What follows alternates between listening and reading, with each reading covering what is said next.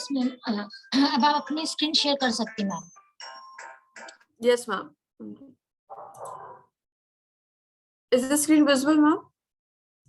Screen दिख रही है ma'am?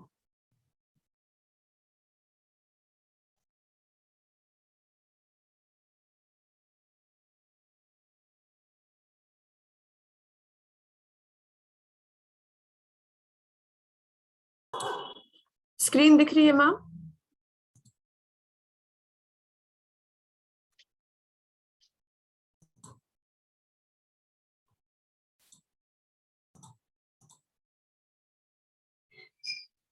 Ma'am, am I audible?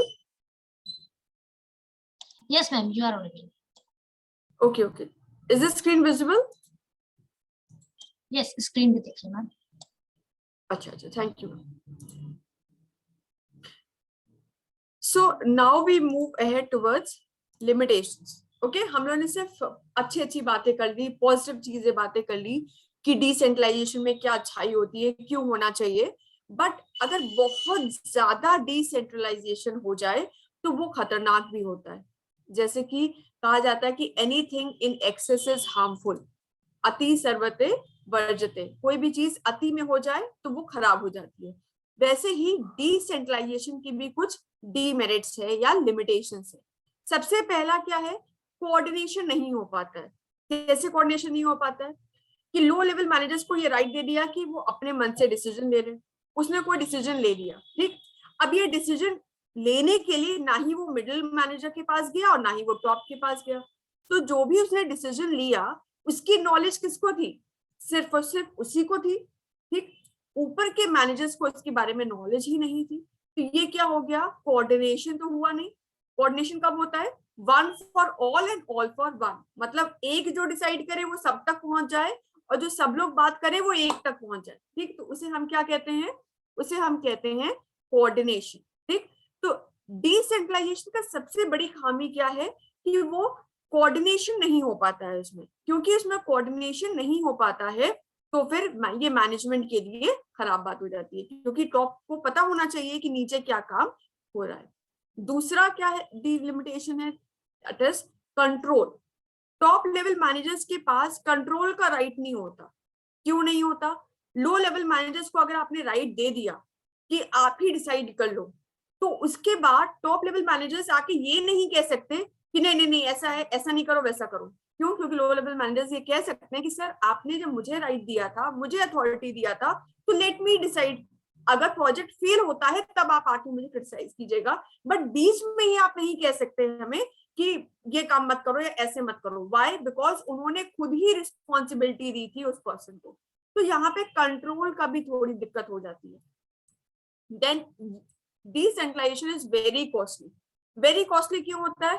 क्योंकि सब लोग अपने तरीके से काम करने की कोशिश करते हैं, ठीक है। तो जब लो लेवल मैनेजर्स अपने डिसीजंस लेने की कोशिश करेगा, मिडिल लेवल मैनेजर्स अपने डिसीजंस लेने की कोशिश करेंगे, अपने तरीके से काम करने की कोशिश करेंगे, तो क्या होगा? खर्चे वहां बढ़ जाते हैं। सबके अपने अपने तरीके काम करने के खर्चे बढ़ गए। एक ही तरीका है थ्रू आउट दी ऑर्गेनाइजेशन कि इसी तरीके से काम होगा, तो एक क्या हो जाता है? सिमेट्री आ जाती है। तो वहां पे कॉस्ट क्या होती है? कम हो जाती है। बट जैसे ही डिसेंट्रलाइजेशन होता है तो वहां पे कॉस्ट क्या हो जाती है? बढ़ जाती है। अडेप्टेबिलिटी बहुत मुश्किल से हो पाती है। जैसे कि मैं आपसे शेयर कर सकती हूँ, जब कंप्यूटर्स नए नए आए थे, ठीक है, उससे पहले क्या चलते रहे? टाइपराइटर्स। तो जब ये बोला गया कि नहीं अब कंप्यूटर पे काम करना है, तो लोगों ने एक तरीके से रिवोल्ट किया कि नहीं हम कंप्यूटर पे काम नहीं करेंगे, हम टाइपराइटर पे ही काम करेंगे, ठीक। अब यहीं पे अगर लो लेवल मैनेजर्स के पास राइट होगा कि आप अपने डिपार्टमेंट में, आपके पास राइट है कि आप या फिर लैपटॉप पे काम करवाओ या फिर कंप्यूटर पे या फिर टाइपराइटर पे, तो जिस चीज पे लोगों की आदत होती है लोग उसी पे काम करना पसंद करते हैं। उनका कंफर्ट जोन बन जाता है वो कि हमें टाइपराइटर अच्छा लगता है, हम टाइपराइटर पे करेंगे, हम कंप्यूटर पे नहीं करेंगे। पर क्या ये चीज सही है? आज के जमाने में आपको टाइपराइटर्स कहीं मिलेंगे काम करते हुए? नहीं। सभी लोग क्या यूज कर रहे हैं? कंप्यूटर्स पे। तो अगर कोई नई टेक्नोलॉजी को अपडेट करवाना हो, किसी नए काम को अडेप्ट करवाना हो, उस सिचुएशन में डिसेंट्रलाइज फॉर्म ऑफ ऑर्गेनाइजेशन बेहतर नहीं होते हैं। क्यों? क्योंकि सबको राइट मिल जाता है कि वो अपने अपने काम करें। यहीं पे अगर सेंट्रलाइज होता, टॉप लेवल मैनेजर्स कहता कल से सब लोग कंप्यूटर्स का इस्तेमाल करेंगे, किसी के पास भी टाइपराइटर नहीं होगा। आपको काम करना है तो आप ऑर्गेनाइजेशन में रहिए, नहीं करना है तो यू मे लीव। तो अब क्या होगा, यहाँ पे मजबूरी हो जाती है। क्यों? क्योंकि ऊपर से यानी कि टॉप लेवल मैनेजर ने कुछ बात कही है, तो अब सबको मानना पड़ेगा। लो लेवल मैनेजर्स को भी मानना पड़ेगा, मिडिल लेवल मैनेजर्स को भी मानना पड़ेगा। तो अडेप्टेबिलिटी क्या हो जाती है, एक दिक्कत बन जाती है for decentralisation.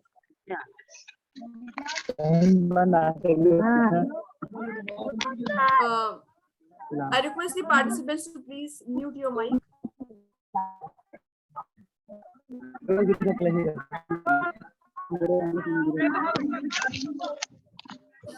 Mr. Sumit, please, will you mute your mic? Okay, thank you so much. Lack of uniformity. Lack of uniformity, जैसे मैंने बताया कि अगर कोई एक डिसीजन लिया जाए, ठीक है, और वो हर लेवल पे एप्लीकेबल हो, तो एक जैसी चीजें होती है कि यूनिफॉर्मिटी हो जाती है। बट सबको अगर राइट दे दिया जाए कि आप अपने मन से करो काम, आपका अपना तरीका होगा, आपके पास डिसीजन मेकिंग अथॉरिटी है, तो वहां पे यूनिफॉर्मिटी नहीं बचती है। ठीक, जैसे कि क्या है, स्कूल्स में क्या होता है, यूनिफॉर्म होते हैं, मतलब हर स्टूडेंट्स को एक पर्टिकुलर तरीके से तैयार होके आना है। बट वहीं पे जैसे ही आप कॉलेजेस में जाते हो, there is no uniformity, you can wear whatever you like, ठीक है, तो आपको जो भी पहनना है वो पहन सकते हो। तो डिसेंट्रलाइजेशन में क्या होता है, यूनिफॉर्मिटी खत्म हो जाती है, ठीक, बट सेंट्रलाइज में यूनिफॉर्मिटी है। This is another a demerit of decentralisation. Then ability of lower level managers. अब ये बहुत ज्यादा इंपॉर्टेंट है कि लो लेवल मैनेजर्स को डिसाइड करने का राइट तो दे दिया, बट अगर आप सपोज कीजिए कि लो लेवल मैनेजर्स के पास डिसीजन लेने की क्षमता ही नहीं है, उनके पास सोचने का, समझने का कि क्या चीज ऑर्गेनाइजेशन के लिए बेहतर है, क्या चीज ऑर्गेनाइजेशन के लिए पॉजिटिव है, इसकी सोचने की क्षमता ही नहीं है, उनकी कैपेबिलिटी ही नहीं है, उनके पास एबिलिटी ही नहीं है, तो उस सिचुएशन में क्या होगा, जो लो लेवल मैनेजर डिसीजन लेंगे वो ऑर्गेनाइजेशन के लिए गलत साबित होगा। तो ऐसे ऑर्गेनाइजेशन में जहां पे लो लेवल मैनेजर्स की एबिलिटी ज्यादा ना हो, सोचने की, समझने की, ऑर्गेनाइजेशन की बेहतरी में काम करने की, वहां पे it is better not to do decentralisation management. Clear है? कोई दिक्कत? अगर if you are clear in the concept of till now, please write C in the chat box.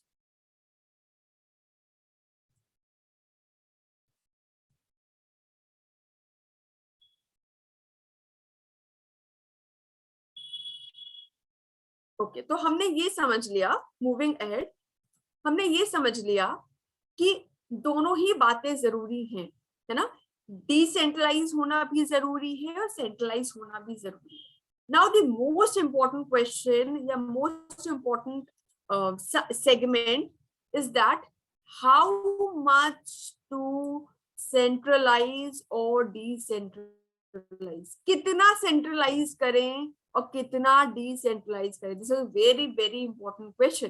ठीक, अब ये क्वेश्चन तो राइज ही नहीं होता कि सेंट्रलाइज करें कि डिसेंट्रलाइज करें, दोनों में और का तो ऑप्शन ही नहीं है, होगा तो दोनों ही, बट कितना करें, कितना लेवल का सेंट्रलाइजेशन होना चाहिए, कितने लेवल का डिसेंट्रलाइजेशन होना चाहिए।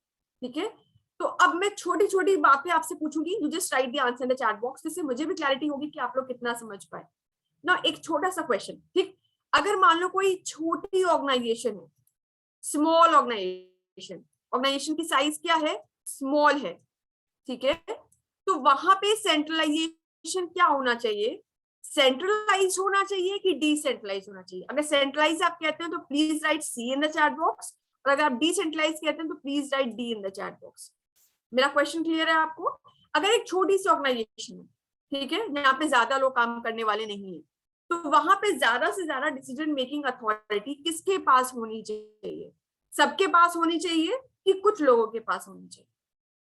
Very good, I am getting the correct answer, centralise होना चाहिए। ठीक, वैसे ही अगर मैं कहूं कि अगर बहुत बड़ी ऑर्गेनाइजेशन है, जहां पे ऑर्गेनाइजेशन लार्ज है, जहां पे काम करने वाले लोग बहुत ज्यादा हैं, ठीक, वहां पे कैसी ऑर्गेनाइजेशन होनी चाहिए, सेंट्रलाइज होनी चाहिए कि डिसेंट्रलाइज होनी चाहिए?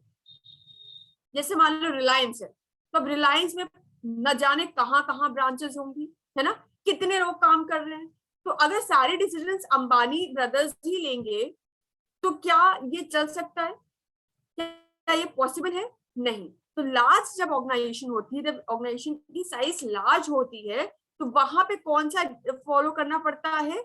डिसेंट्रलाइजेशन। वहां पे क्या फॉलो करना पड़ता है हमें?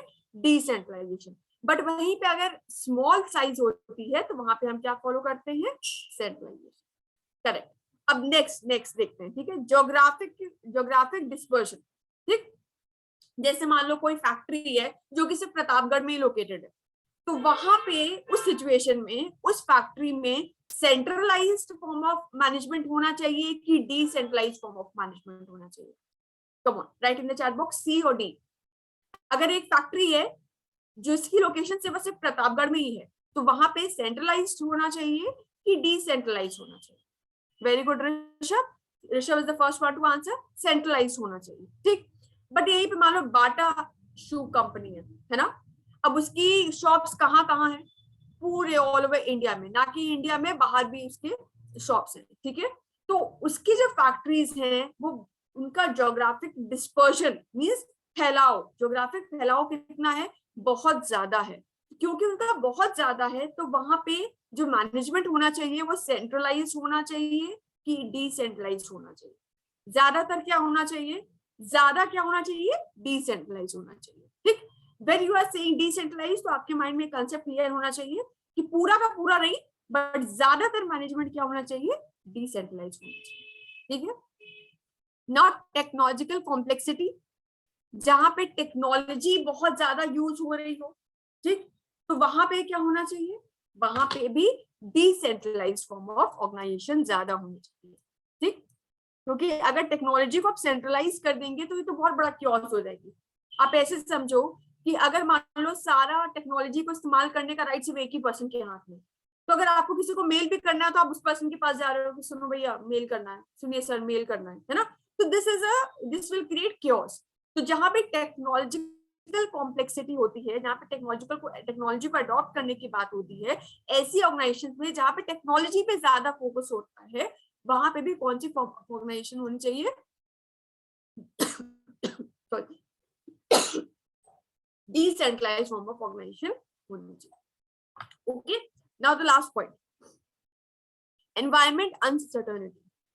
एनवायरमेंट अनसर्टेनिटी मींस जैसे आजकल का टाइम चल रहा है, किसी को 2 साल पहले पता चला था कि हम लोग घर से बैठ के पढ़ाई करेंगे, है ना? ऐसा कभी नहीं था, कभी भी आप एकदम फारेस्ट थॉट में भी नहीं आया था कि हम लोग घर से बैठ के पढ़ाएंगे और आप लोग घर से बैठ के पढ़ाई करेंगे। तो ये क्या हुआ? Environmental uncertainty.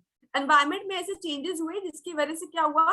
एक अनसर्टेनिटी स्टैब्लिश हो गई, ठीक, एक अस्थिरता का माहौल हो गया। तो जब भी इस तरीके की अनसर्टेनिटी हो, तब भी जो मैनेजमेंट होना चाहिए वो क्या होना चाहिए? डिसेंट्रलाइज होना चाहिए, ठीक है। जैसे मान लो अगर आपको याद हो तो जब कोविड स्टार्टिंग में हुआ था तो पहले क्या था, गवर्नमेंट ऑफ इंडिया ने को डिसीजंस लिए थे, है ना, थ्रू आउट लॉकडाउन रहेगा, पूरे आप कोई भी नहीं, इंडिया में कोई भी नहीं है, पूरा इंडिया लॉकडाउन में था, बात करेक्ट है। बट उसके बाद क्या हुआ? धीरे धीरे जैसे देखा कि सिचुएशन, कुछ स्टेट्स की सिचुएशन सुधर रही है, कुछ स्टेट की सिचुएशन बहुत खराब है, तो क्या किया? जोन्स बना दिए, red zone, blue zone, yellow zone, green zone, और फिर ये कह दिया कि उस जोन का अथॉरिटी डिसाइड करेगा कि उस जोन में कैसा माहौल रहे। तो ये क्या हो गया? डिसेंट्रलाइज हो गया, है ना। तो एनवायरमेंट अनसर्टेनिटी जब होती है तो डिसेंट्रलाइजेशन होना बहुत जरूरी होता है, ताकि आप सिचुएशन के हिसाब से, अपने एनवायरमेंट के हिसाब से चीजों को डिसाइड करें। तो क्लियर है यहां तक बातें?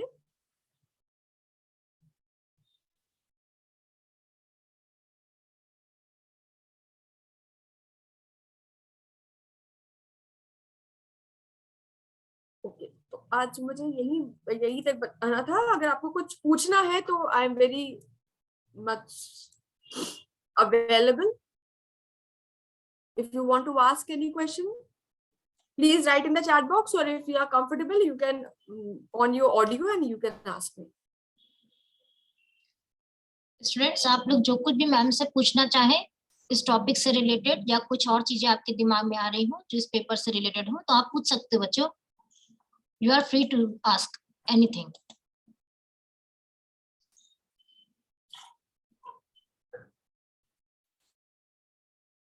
Anyone else? Raise your hand.